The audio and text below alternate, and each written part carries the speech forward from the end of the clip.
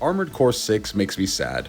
And not for the reason you're thinking. The game is fantastic, but the fact that the game with no faces in their cutscenes managed to get me so interested in their world, story, and characters more than the past 5 years of giant big budget AAA movie games is kind of embarrassing. Obviously, if you know From Software these days, it's probably from Elden Ring or at least the Souls series. They've been doing this for the last 10 years, it's been their formula. But before that, they also had some weird series. One of them was Armored Core, these mech games where they had actually like 15 in the series. I know this is number 6, but bunch of spin-off games. They're really expensive these days, but I'm gonna try to get them all. Armored Core 6 though really surprised me. This game kind of swooped in and took my Game of the Year spot over Final Fantasy 16, which is kind of wild because like I'm a JRPG guy, I'm a JRPG channel, you guys can see that. I've never heard of this series. I'm not even like a mech fan really. Like they're cool, but I'm more of a kaiju fan. This game though is so much fun. If a game could get me immersed in its story and really make me engage with its gameplay, try different strategies, really challenge me, it's gonna make me have a great time. So let me get into the gameplay of Armored Core 6 and explain why I just enjoy this game so much. So you have so many customizable parts at your disposal. When you change your mech's head, feet, arms, any of that, it's actually going to change its gameplay. You could even put your mech on like a damn spaceship and fly it around. There's so many opportunities. A lot of people really love the spider. Each time you complete a mission or do one of the arena battles, you're going to get credits. You go into the shop and you buy as many parts and as many weapons as you possibly can. There's a whole bunch of different weapons, from energy rifles to kinetic weapons, which is your shotguns, your basic weapons you could even find in like Call of Duty. And then you got crazy blades you could do because the melee builds are actually really viable. There's a lot to do here, pretty much infinite possibilities of the way you could build your mech.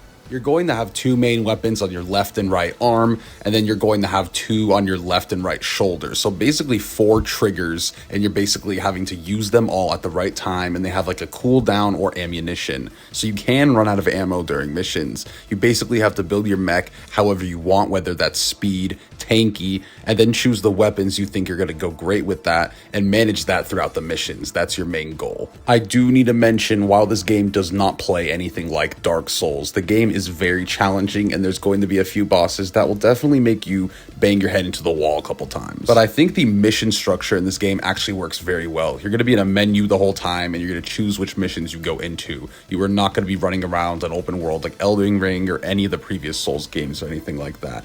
So when you go into a mission, you're going to have a few objectives you're going to do. Maybe go survey some beacons, maybe fight a mini boss, or sometimes even the environment is your enemy. You have to go into the distance and dodge a bunch of lasers till you get to your objective.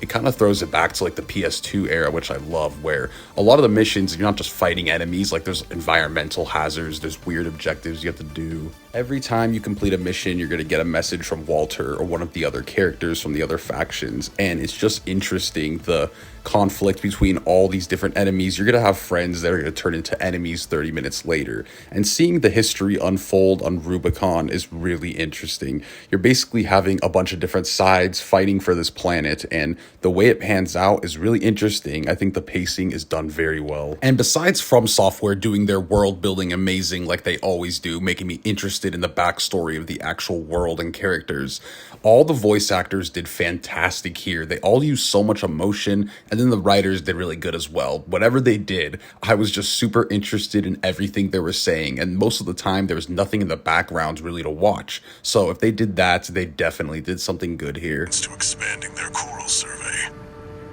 But to the Rubiconians, your actions are only helping the corpse with their invasion. It's just a job, 621. All of it.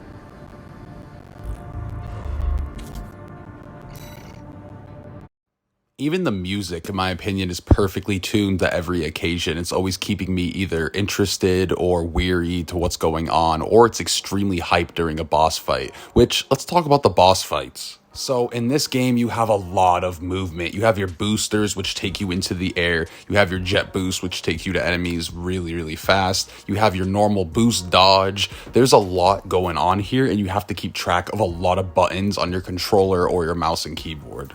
You're always doing damage to an enemy, but you want to get their stagger bar down. Right when that gets down, the enemy gets knocked down for a second and you do extra damage. It really works in this game because it's giant mechs. I usually have a problem with stagger meters, but that's when it's like human enemies and they're standing still when you're smacking them with a giant greatsword. In this game, it totally makes sense, and I like how a lot of the bosses actually make you change your strategy based on what they're doing. The game really makes you experiment with builds, and that's so good. I love when a game makes you engage with their gameplay. Not really to call out Final Fantasy 16 because I really enjoyed that game, but the problem with that game was they had an amazing combat system but did not have me engage with it at all. It was brain dead easy, and there was also really no strategy to anything. In this game, it's the complete opposite. You will be murdered on a boss, but then when you go back to the drawing board and change your build a little bit, you'll notice you'll actually kill the boss pretty quick, and you'll feel really proud of that. The biggest problem with Armored Core 6, honestly, is the pacing of the difficulty. It makes no damn sense.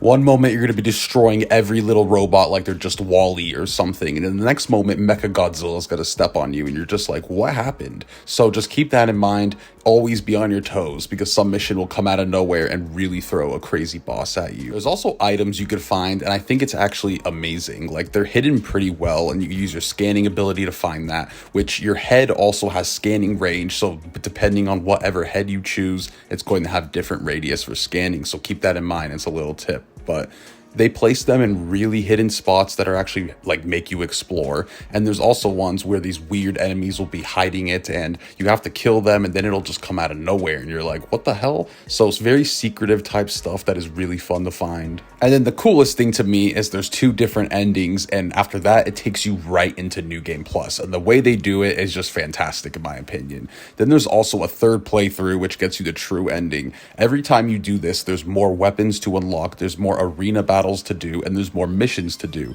with a different boss each time for the finale. So honestly, that to me is awesome. It keeps the game going. It's really interesting. If anything, I absolutely love the way they did that.